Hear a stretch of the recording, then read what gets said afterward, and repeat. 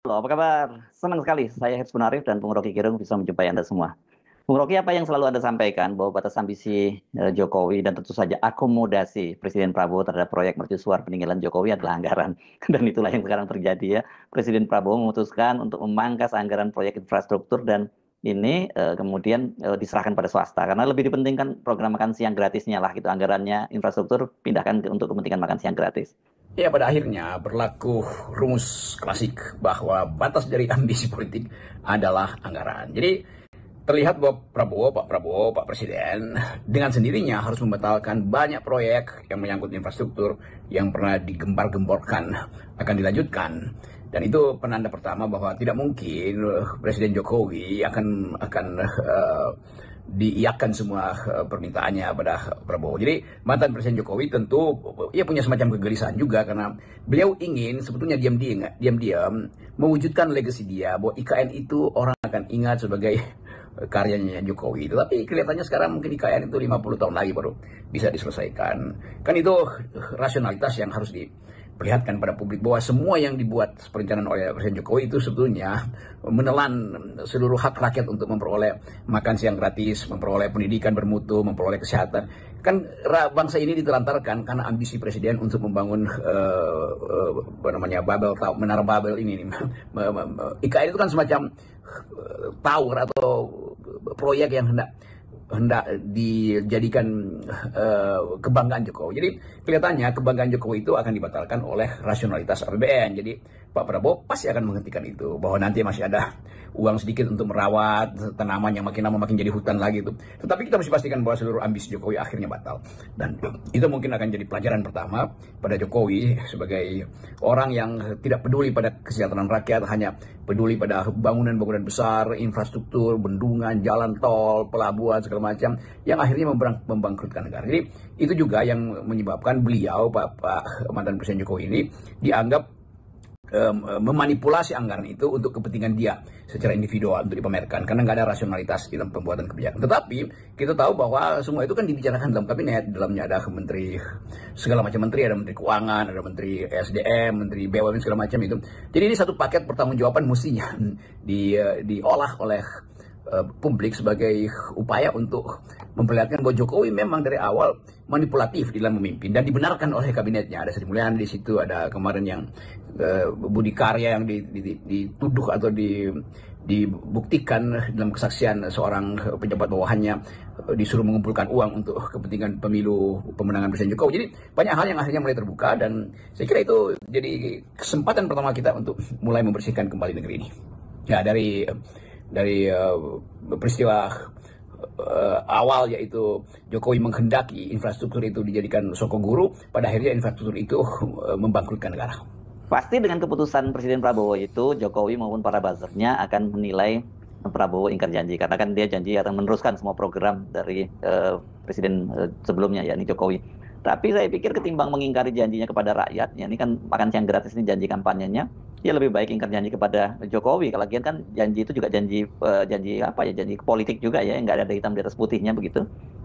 Jadi begitu banyak pendukung Jokowi akan kecewa. Nah, mungkin sudah mulai membuat strategi untuk bertarung dalam wacana bahwa Prabowo tidak mengindahkan janji dia untuk meneruskan proyek Jokowi. Memang Prabowo waktu itu menyatakan bahwa dia akan meneruskan proyek Jokowi. Tetapi kan kita tahu satu kalimat politik itu hanya diperlukan untuk momentum tertentu, untuk satu momen tertentu. Nggak mungkin ide itu dipakai terus oleh Prabowo. Kalau begitu akan dianggap bahwa Prabowo sebetulnya ya anak buah Jokowi aja kan. Jadi kepemimpinan di mana tuh? Jadi terlihat bahwa basar-basar ini bersiap-siap untuk menyerbu atau menyerbu dengan wacana baru bahwa semua hal yang harusnya dilanjutkan tidak dilanjutkan oleh Prabowo, maka Prabowo akan disebut sebagai ingkar janji itu. Tetapi kita tahu bahwa perjanjian politik itu bukan perjanjian yang disebut sebagai act of good faith atau tindakan yang betul-betul harus dipenuhi. Kan perjanjian politik itu bumbu-bumbu aja tuh yang dalam ilmu politik bahkan ada dalil bahwa ada beda antara decision dan election itu. Keputusan itu bisa berbeda dengan hasil yang pemilu itu. Jadi Prabowo kelihatannya sangat rasional untuk mengatakan bahwa infrastruktur tidak bisa diteruskan, bahwa PSN pasti harus dievaluasi. Jadi itu batas yang dulu kita katakan bahwa pasti akan ada batas di mana Prabowo akan tumbuh di dalam ide dia sendiri, yaitu ide kerakyatan, sehingga people first, itu putting people first, tempatkan rakyat lebih awal daripada seluruh bayang-bayang kemewahan infrastruktur yang pernah dibayangkan oleh Jokowi.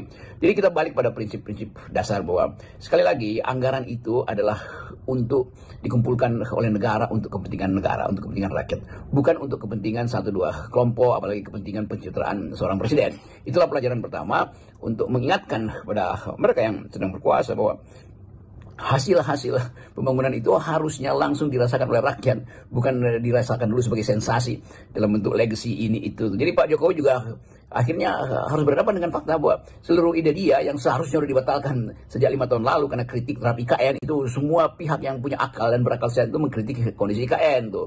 Tetapi karena Jokowi ingin memamerkan sukses dia, karena hanya itu satu-satunya yang bisa dipamerkan, kan nggak mungkin Pak Jokowi pamerkan keahlian dia berdiplomasi di luar negeri, nggak ada itu. Jadi kelihatannya semua hal yang pernah dibela oleh ternak-ternaknya anak buah Mulyono itu akhirnya batal. Batal demi apa? Batal demi rasionalitas ekonomi. Itu bedanya orang yang berpikir dan orang yang sedang mengandalkan survei.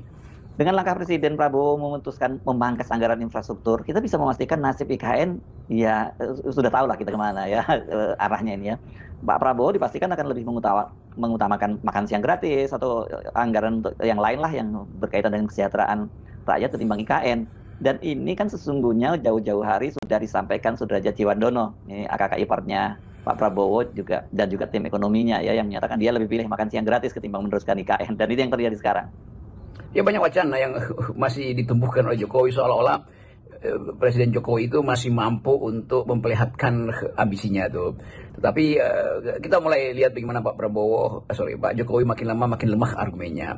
Tidak mungkin lagi Jokowi datang ke publik untuk mengatakan bahwa itu masih akan bisa dilanjutkan. Karena Gerindra sendiri itu tidak berguna buat rakyat. Kan itu yang diucapkan oleh Pak Dasko sebetulnya beberapa waktu yang lalu. Dan saya kira keterangan Pak Dasko itu keterangan yang rasional, bukan keterangan untuk mengolok-olok Jokowi, bukan keterangan untuk mengambil jarak dari ambisi Jokowi. Tetapi secara rasional memang IKN itu ada gunanya buat rakyat.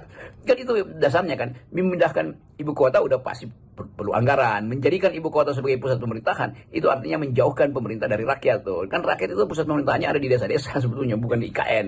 Jadi konsep-konsep ini yang saya kira itu diwadahi oleh semacam ambisi Jokowi untuk jadi center atau pusat dari kekuasaan itu di IKN, lalu mengatur semua hal dari situ, akhirnya batal. Dan pembatalan itu memang menyakitkan. Tetapi ternak melulu nih, anak buah atau mereka yang masih melindungi Jokowi harus juga tahu diri bahwa memang nggak mungkin memaksakan.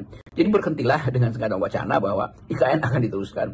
Buah IKN itu akan disaksikan Jokowi pada masa hidupnya tuh. Semoga Pak Jokowi umur panjang, dan panjang umurnya nanti akan dia lihat mungkin ya 5 kali pemilu atau minimal 5-8 kali pemilu baru itu bisa diselesaikan. Itu pun kalau dunia ini belum berubah konstruksi berpikirnya. Kalau dunia berubah konstruksi berpikirnya dalam 1 dekade ke depan, maka nggak diperlukan lagi ibu kota, karena ibu kota itu bisa dioperasikan secara computerized dari e-cloud, dari situs-situs yang disebut smart city. Itu kan bukan ibu kotanya tetapi governance-nya, itu bedanya. Jadi bukan karena di situ ada teknologi maka disebut itu sebagai smart city, sementara SDM-nya itu betul-betul tidak smart. Jadi sekali lagi kita coba untuk membayangkan bahwa IKN itu akan jadi puing-puing. Jadi sebaiknya mulailah untuk menghutankan kembali IKN, karena itu akan ongkos besar dan trade off-nya akan kita lihat terkait dengan gizi buruk yang terpaksa mesti didahulukan dulu oleh program makan siang bergizi yang walaupun masih banyak problem.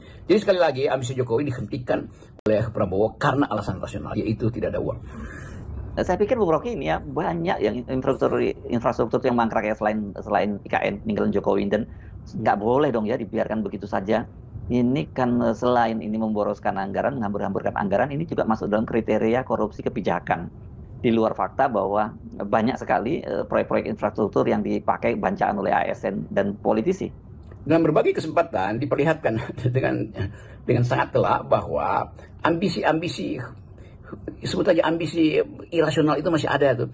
Jadi kelihatannya ini satu tema baru supaya kalau IKN itu dibatalkan, kalau PSN itu dievaluasi, artinya seluruh rejim Jokowi itu harus dibuktikan salah di dalam membuat kebijakan. Dan itu potensial untuk dipersoalkan. Kan ada banyak hal yang sama dengan Jokowi itu. Jokowi bisa bilang, oh ya saya salah mengantisipasi, karena itu seluruh hal yang saya lakukan tidak mungkin 100% sempurna. Kalau itu berlaku secara prinsipil, maka nggak mungkin Tom Lembong atau mantan dirut Pertamina itu diajukan ke pengadilan hanya karena salah kebijakan. Kan ini konyol kan. Jadi kita ingin lihat bagaimana soal-soal ini juga harus diterapkan pada Jokowi dan kabinetnya pada waktu itu.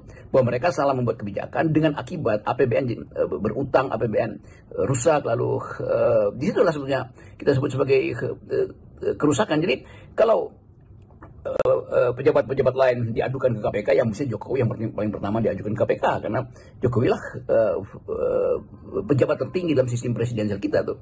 Nah ini sebetulnya hal-hal yang mau kita tegaskan di sini supaya jangan tebang pilih. Jadi pastikan bahwa Jokowi ada juga dalam sorotan potensi untuk dipersoalkan secara hukum karena gagal untuk menjaga kesehatan anggaran dan bisa dituduh itu sebagai satu korupsi dalam kebijakan. Nah ini hal-hal yang seharusnya di watch mulai hari ini supaya seluruh kesalahan Jokowi itu juga bisa dinyatakan sebagai korupsi dalam bentuk kebijakan. Jadi diinjus oleh ambisi lalu tumbuh menjadi arogansi, dan itu sebetulnya inti dari korupsi. Jadi Pak Jokowi juga harus mulai didaftarkan dalam list baru oleh OJCRP untuk menerima award tahun depan misalnya itu, karena kasus-kasus yang ditinggalkan Pak Jokowi itu betul-betul kasus-kasus yang fenomenal, itu artinya betul-betul jadi sesuatu yang menggemparkan, itu batalnya IKN, lalu berantakannya infrastruktur, dan yang lebih penting adalah kesehatan demokrasi itu dirusak oleh Presiden Jokowi itu. Salam akal sehat.